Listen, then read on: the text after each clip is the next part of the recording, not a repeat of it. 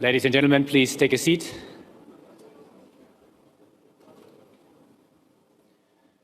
Now, after the Cyprus session, it's my great honor and pleasure to welcome His Excellency Ahmet Davutoğlu, the Prime Minister of Turkey.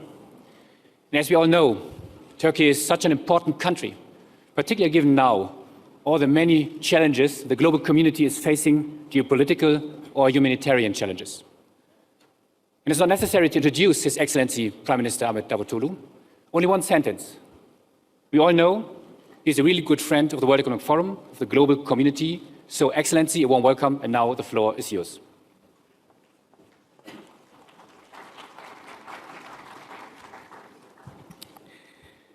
Thank you very much, Philip, for this nice and short introduction. When we talk on Turkey's global role, we have to make reference to Turkish geography and history, the assets of our human capacity, and we will minimize the risks and threats of this conjuncture, and we will be continuing to work for regional peace and global peace everywhere. Thank you very much.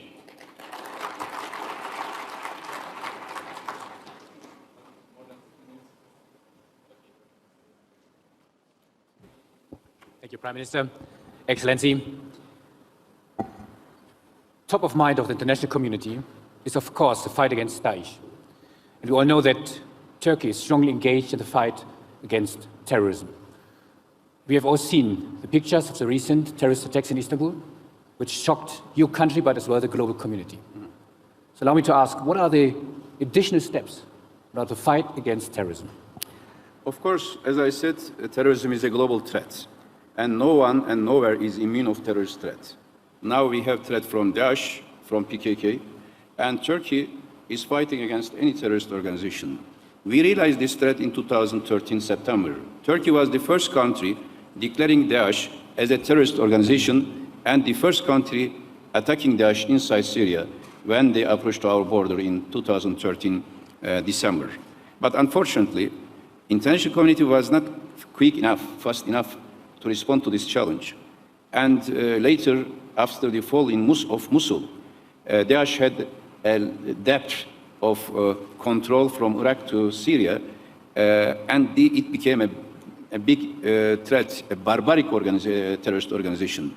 Now, Syrian-Iraqi border is not there anymore, unfortunately, and therefore, we have to help the Iraqi government, and we have to fight against Daesh. As Turkey, what we are doing, we are supporting moderate opposition forces in Syria who are fighting against Daesh positions, especially in the last 2 weeks, close to our border. But meanwhile, especially Syrian regime and Russian airplanes are attacking moderate opposition rather than Daesh. This is a big challenge. First, there is a need of an international commitment, consensus, and coordination in our fight against Daesh. Inside Turkey, we are doing many operations so that they cannot infiltrate to Turkey. Border controls, as well as intelligence cooperation with all the allies and countries are going quite well. Despite of this, there has been several attacks, and there is a need to do more with all international community. Turkey will continue to fight against Daesh. One point here is, our training camp in Iraq is just to train people who will be fighting against Daesh. We fully respect in Iraqi territorial integrity, sovereignty, and we are there to help to fight against Daesh. And another last point, let me say, is we want to see a consistent attitude and approach by all the parties to fight against terror. Today, PKK is attacking Turkish civilians, killing people in southeastern Anatolia, but we don't see a solidarity like we are seeing against Daesh. We want all terrorist organizations to be eliminated and marginalized first, then eliminated around Turkey, and we will continue to fight against terrorism wherever it is. So thank you, Prime Minister. And you also mentioned that we need, of course, a solution for Syria. And we even discussed yesterday the diplomatic approach. Even under the tough circumstances regarding the tension between Iran and Saudi Arabia, but both remain committed to come to a diplomatic solution.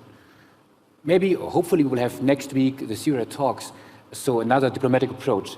Can you encourage us that we will see in the near future, even the tension you mentioned with Russia and Turkey, that we come to a diplomatic solution for Syria?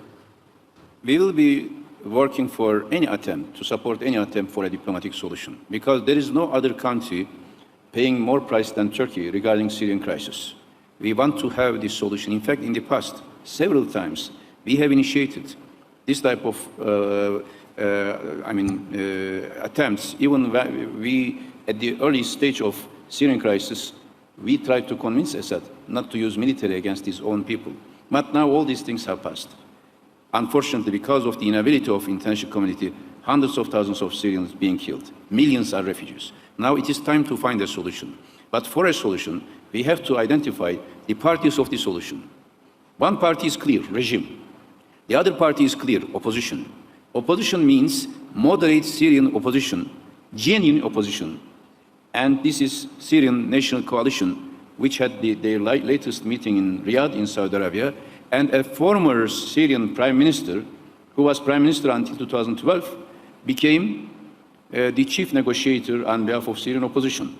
Now the issue is some circles, including Russians, they want to spoil opposition side, putting some other elements in opposition side, like YPG, which has been collaborating with the regime and attacking moderate opposition, or some groups like Kadri Cemil or those who were appointed by the regime.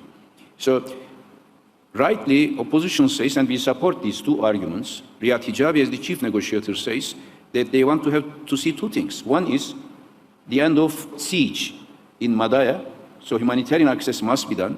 This is a middle century mentality, starvation strategy, and they have the right, when this humanitarian tragedy is continuing, what will be the meaning of having a political dialogue? Second, they say that opposition, only moderate opposition can decide who will be on the opposition side. Nobody has the right to impose anything on opposition. And we as Turkey, as the neighboring country, we do not accept any other opposition except Syrian National Coalition. That should be clear. If others want to be part of the table, okay, they can be on regime side, because they have been working with the regime, they have been collaborating with the regime. We do not intervene who will be coming from regime. But if they want our support as Turkey, we want to see only legitimate, moderate Syrian national opposition on the side of opposition. These are two barriers which should be dealt, and I spoke with Secretary General Ban Ki-moon this morning, and we are in close contact with all the parties. We hope there will be in Geneva 3. In Geneva 1, I was Minister of Foreign Affairs. I was the one who, among the team, we drafting the Geneva 1 communique. Geneva 2 was a failure. We hope Geneva 3 will be a success. Thank you. Gentlemen, a big applause to the Prime Minister of Turkey. Thank you. Thank you.